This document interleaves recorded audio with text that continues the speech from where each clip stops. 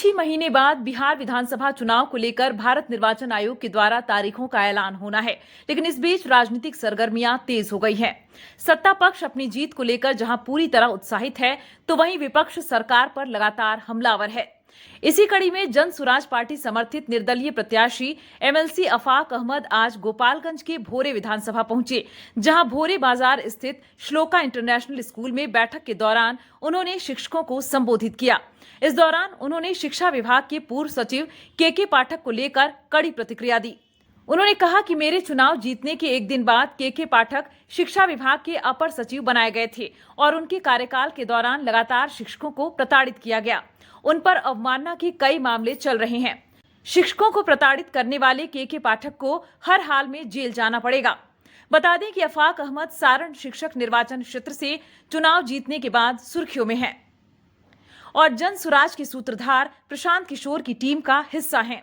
हालांकि कार्यक्रम के दौरान मीडिया से बातचीत करते हुए उन्होंने जहां बिहार की नीतीश सरकार को घेरा, तो वहीं नेता प्रतिपक्ष तेजस्वी यादव पर भी अपनी भड़ास निकाली।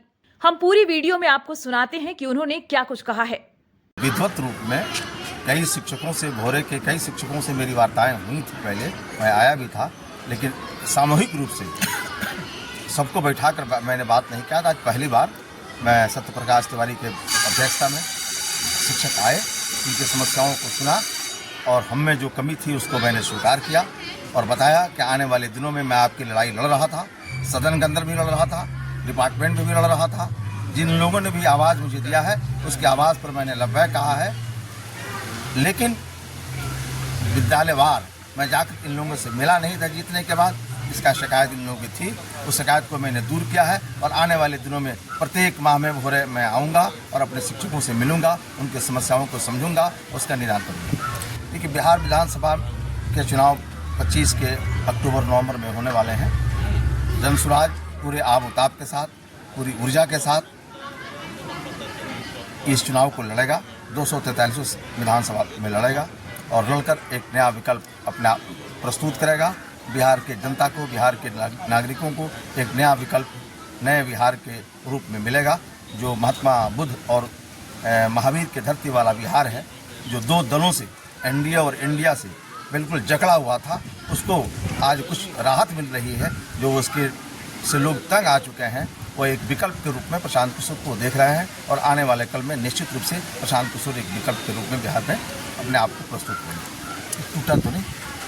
मैं तो कहूँगा कि यह इसकी जवाबदेही तो ये पूछना चाहिए आपको, राष्ट्रीय जनता दल के जो नेता प्रतिपक्ष हैं बिहार के, कि उन्होंने क्या किया।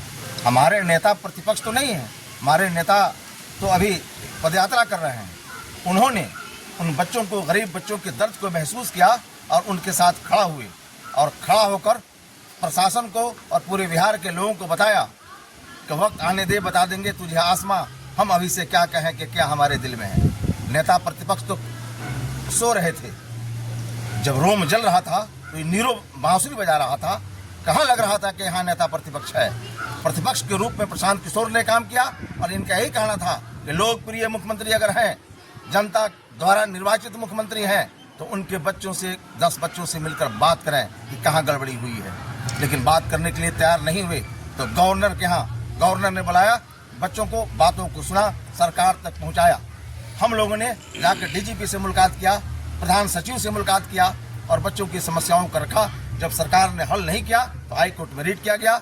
हाईकोर्ट में मामला ज़ेर गौर है। मुझे लगता है कि बच्चों के साथ न्याय होगा। कि इन दोनों के खिलाफ जो भी लड़ने आएगा उसको ये लोग कुछ ना कुछ कहेगा। भाजपा के अगर बी टीम हैं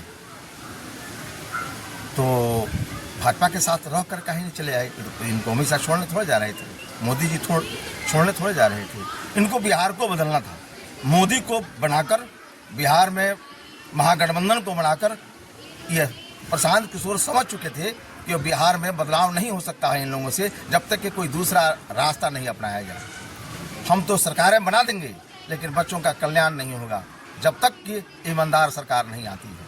तो सब कुछ छोड़कर, सब कुछ दांव पर लगाकर प्रशांत किशोर ने स्वयं पदयात्रा करके, पदयात्रा के माध्यम से कोई आंदोलन नहीं किया, जन आंदोलन नहीं किया, पदयात्रा के माध्यम से लोगों को जगाने के काम किया कि हर बार आपने जात के नाम पर वोट दिया है, हर बार आपने कास्ट के नाम पर वोट दिया है, आपने अगड़ा और पिछड़ा के नाम पर वोट दिया है। एक बार आप अपने बच्चे के चेहरे को देखकर वोट दीजिए, उसके रोजगार के लिए वोट दीजिए, उसके शिक्षा के लिए वोट दीजिए, उसके विकास के लिए वोट दीजिए। यह उन्होंने डिमांड रखा है।